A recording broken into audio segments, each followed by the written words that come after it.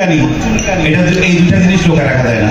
তো প্রতিভার কথাটা বললাম, চুলকানির বিষয়টা একটু বলি নাকি।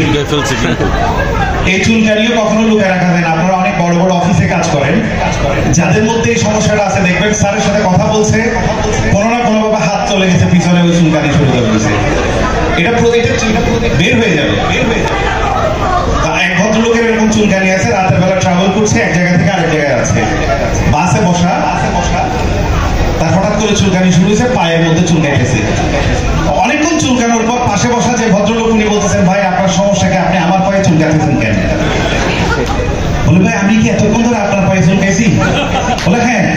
তাই তো কই, এত চুলকায় কিন্তু মজা পাই না কেন? আচ্ছা, আরেকটা মজার বিষয় বলি। আমি যখন ছোট ছিলাম, এরকম আমি যখন স্কুলে পড়তাম, তখন যে সারাক্ষণ হচ্ছে একটা আমার বদ অভ্যাস ছিল। আমার টিচাররা সবসময় প্রশ্ন করতো যে তুমি বড় হয়ে কি হতে চাও? তো সবাই বলতো ডাক্তার কিংবা ইঞ্জিনিয়ার হতে চাও। আমাকে বলছে যে তুমি কি হইতে চাও? তো আমি বলছি, স্যার আমি বড় হয়ে দর্জি হইতে চাই, টেলার মাস্টার।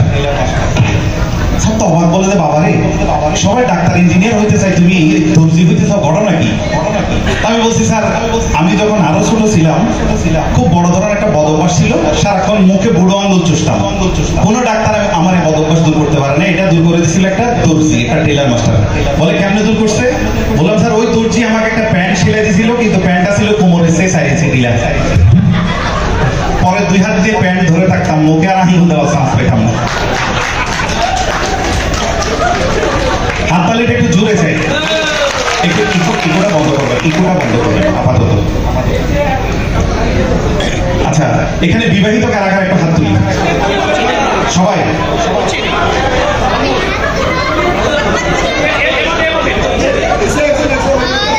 আচ্ছা, যাই হোক, আমি একটু বলি। আমি একেবারে ছোট থেকে বিয়ে করতে চাইতাম, একেবারে যখন ছোট তখন থেকে আমি বিয়ে করতে চাইতাম। একদিন আব্বারে এসে বলছি যে আব্বা আমি বিয়ে করতে চাই। তখন ক্লাস 3-তে পড়ি। আব্বা তো অবাক, বলছে, বাবারে তুমি তো ছোট মানুষ, বিয়ে করতে চাও, ভালো কথা, কারে বিয়ে করবো? বললাম, আব্বা আমি দাদিরে বিয়ে করবো। কত লজ্জা করেন, তোমার মারে বিয়ে করতে চাস? বললাম, আব্বা তোমার লজ্জা করে না, তুমিও তো আমার মারে বিয়ে করছো। তো যখন বড় হই, এই কথা, এটা কিন্তু খুব সিরিয়াস একটা জোক, এটা এখানে আপনার একটু মনোযোগ দিয়ে শুনবেন, এটা জীবনে কাজে লাগবে। যখন বড় হই সত্যি সত্যি নিজের পায়ে দাঁড়ায়, তখন বাবাকে গিয়ে বললাম যে একদিন, আব্বা আমি বড় হয়েছি, এবার আমার বিয়ের ব্যবস্থা করো। আব্বা বলছে, সরি বল। আমি অবাক, আমি সরি কেন বলবো? আমি বিয়ে করতে চাইছি, এটা তো খারাপ কিছু না। বলে, না আগে সরি বল। আমি বুঝলাম যে বাবা এই যে সরি না বলা পর্যন্ত কোনোভাবেই বিয়ে দিবে না। শেষমেশ আমি বললাম, আব্বা আমি সরি, এবার আমার বিয়ের ব্যবস্থা করো। আব্বা বলছে, ভেরি গুড, এবার তোমার বিয়ে করানো যায়। তা আমি খুব কৌতূহলী হয়ে জিজ্ঞেস করলাম, আব্বা বিয়ের সাথে এই সরি সম্পর্কটা ঠিক কোন জায়গায়? তখন আব্বা বলছে, যখন কোনো লোক অপরাধ না করেও সরি বলতে শিখে যায়, তখনই সে শুধুমাত্র বিয়ে করার যোগ্যতা অর্জন করে।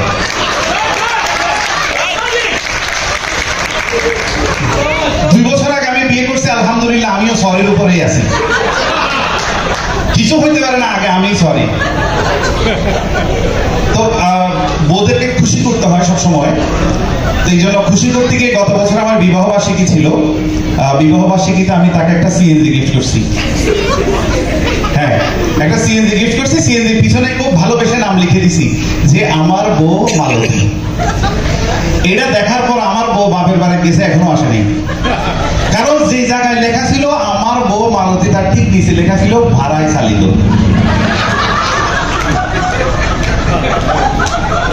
হাততালিটা একটু জোরে ছিল সাথে।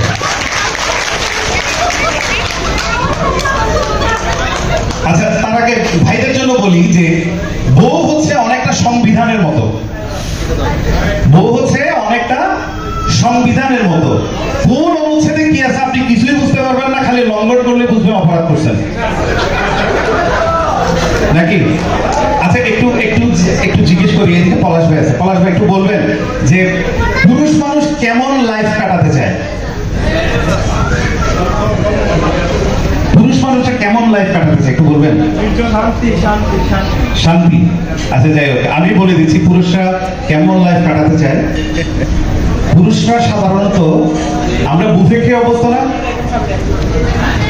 পুরুষরা বুফে লাইফ কাটাতে চায়, বুফে লাইফ। কিন্তু